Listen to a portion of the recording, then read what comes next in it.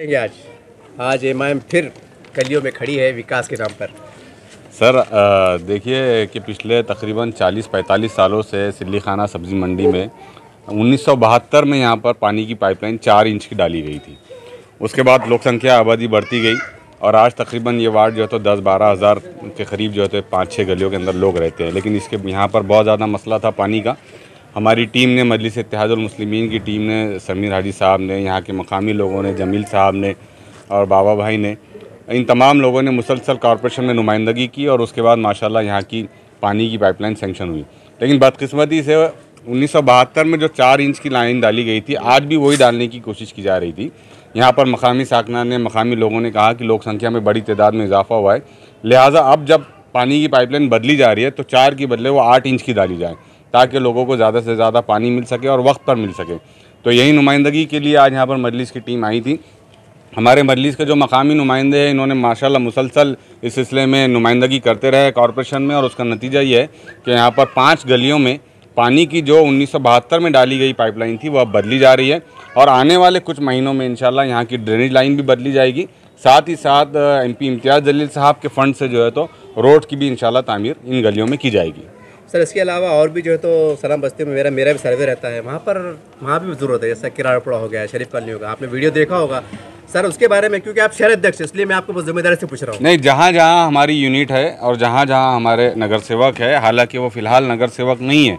आपको मालूम है कि कॉरपोरेशन का टेनर ख़त्म हो गया, तकरीबन 3.5 साल का अरसा गुजर चुका है, लेकिन इसके बावजूद भी मजलिस के जहाँ जहाँ नुमाइंदे हैं वो अपनी नुमाइंदगी भर करने की पूरी कोशिश कर रहे हैं और हमें हमेशा कोशिश करते हैं, चाहे इलेक्शन हो या ना हो, मजलिस की यही पहचान है कि वो आवाम के दरमियान रहती है, लोगों के दरमियान रहती है और अपनी अफ्तल मकदूर कोशिश करते हैं कि लोगों के मसाइल हल हो।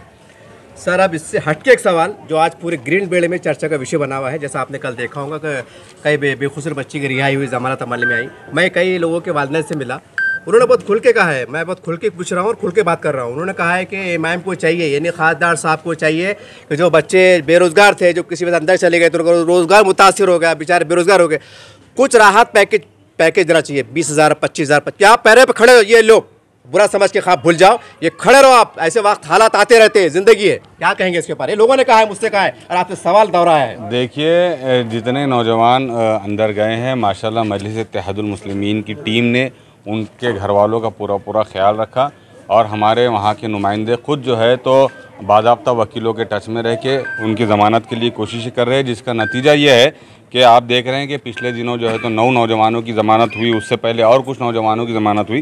तो जब तक तमाम नौजवान रिहा नहीं हो जाते, मजलिस की पूरी टीम उनके साथ खड़े रहेगी।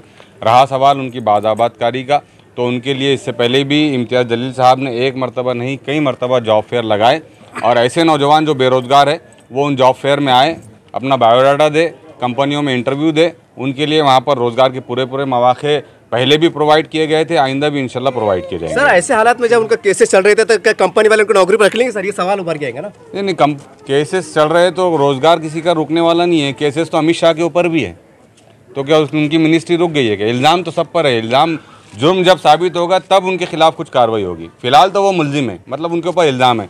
तो इल्ज़ाम तो आज महाराष्ट्र के मुख्यमंत्री पर भी है कई किस्म के। तो इल्ज़ाम होने एक अलग चीज़ होता है, जुर्म साबित होना एक अलग बात होती है। नहीं, माँ बाप का कहना था कि जो बच्चे धंधा पानी करना चाहते हैं, चप्पल का है, लाट का है, कपड़ों धंधा है, उनको राहत पैकेज खासदार साहब दे, ऐसे लोगों की मांग है।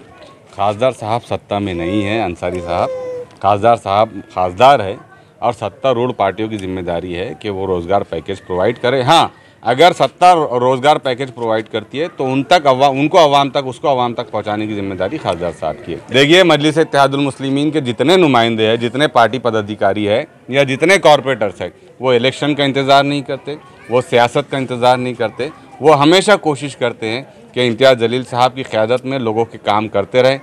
वो किसी पद, किसी पोस्ट, किसी ओहदे के पीछे भागने से ज़्यादा इस बात को तरजीह देते हैं कि लोगों के और अवाम के काम करें।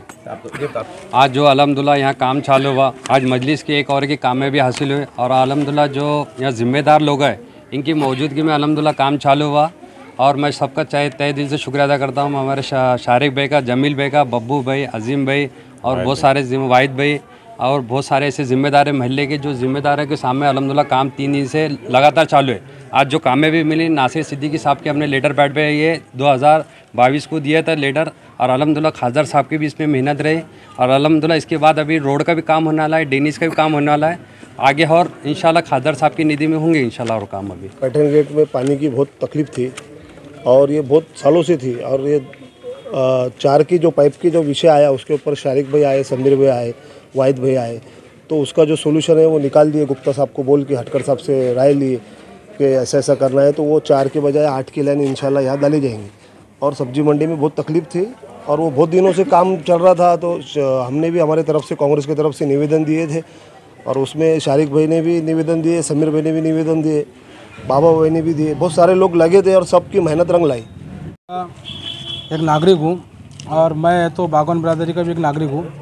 हमने जो है तो 10-12 साल से यहाँ की जो जल विभाग जो है वहाँ पर हमने बहुत बार है तो जाकर हमने कंप्लेंट की कि यहाँ बहुत गंदा पानी आ रहा, बहुत गलीज पानी आ रहा, और पानी भी पूरा नहीं आ रहा है, पानी भी है तो गलत आता है, ख़राब पानी आता है।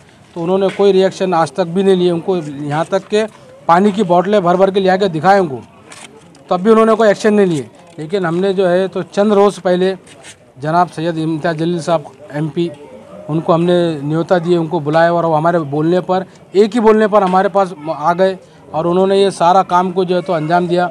और हम उनके बहुत शुक्रगुजार है कि उन्होंने तो अपने नुमाइंदों को भी भेजा, जनाब शारिक साहब और समीर साहब, और हमारे जमील भाई की भी बहुत मेहनत रही इसमें, बाबा भाई की भी बहुत मेहनत रही, कि ये सब लोगों ने मिलजुल कर जो है तो काम को आगे बढ़ाया।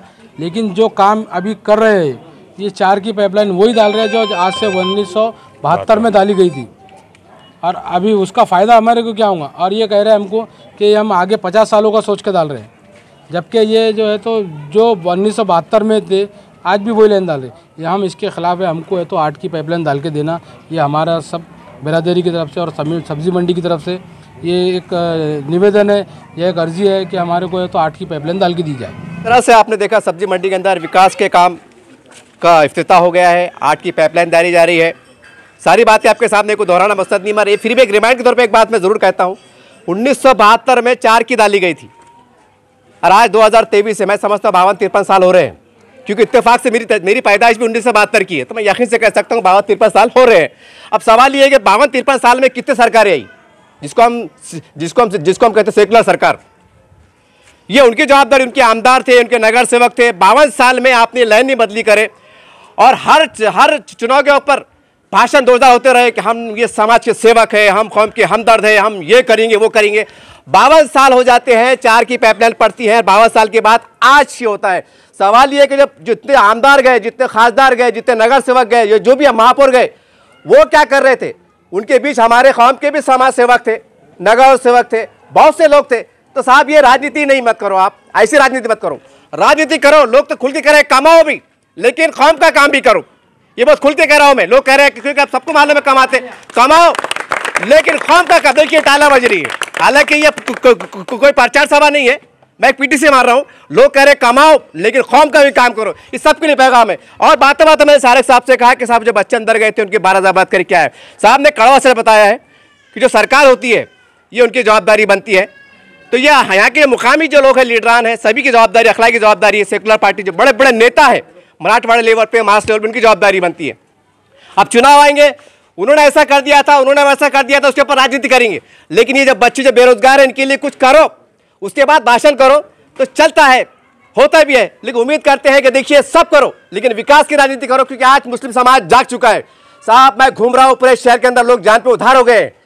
पीठ पे मार, पेट पे मार, सर पे मार, कहाँ का मार खाएंगे, जान पे उधार हो गए। देखिए कुछ करिए, लोग आपका एहसान मानेंगे, चाहे कोई भी पार्टी रहो। मैं इनकी बात नहीं कर रहा हूँ, जो पार्टी आगे बढ़कर खुल के काम करेंगी, जनता उसके साथ जाएंगी। ये कड़वा सच है। उम्मीद करते हैं इस पैगाम को, संदेश को आप समझने की कोशिश करेंगे।